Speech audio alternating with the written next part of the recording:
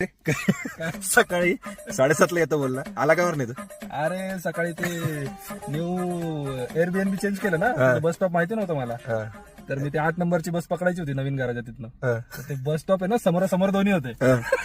तर ते 8 नंबरची बस तिकडून पण आली, इकडून पण चालली ती. मला कळलं नाही कुठल्या बसमध्ये बसायचं. अरे भाई पण मग डायरेक्शन नाही चेक केलं का तू? डायरेक्शन चेक, अरे वेळच नाही भेटला तेवढं डायरेक्शन चेक. मी घेतलं एका बसमध्ये बसून, त्यांनी मला सोडलं दुसऱ्याच बस स्टॉपला कुठून. तिथनं मी ऑफिसची दुसरी बस पकडली. मी फोन केला, मला म्हणतो आलोच 5 मिनिटं.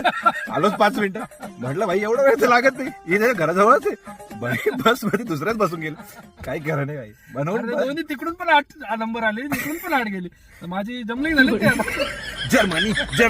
जर्मनी पण बस ऑन डॉट येते. टाइमावरती यायचं. मला बसल्यावर क्लिक झालं की आपण चुकीच्या बसमध्ये बसलोय. मी उतरून जाणार होतो, पण तू बस त्याला विचारलं नाही का? उघडलंच नाही ना त्याने दरवाजा. मग पुढच्या बस स्टॉप. बस गप घेऊ. आता तिकडे उतर पुढच्या स्टॉपला बघ जा. इथं स्कीम अवघड आहे. एवढंच आहे, टाइमावरती यायचं म्हणजे व्यवस्थित तुम्ही टाइमात पोहोचाल दुसऱ्या जागेवर पण. करेक्ट 5 मिनिटं अगोदर यायचं बस स्टॉपला. जनहित में जारी. जनहित में जारी.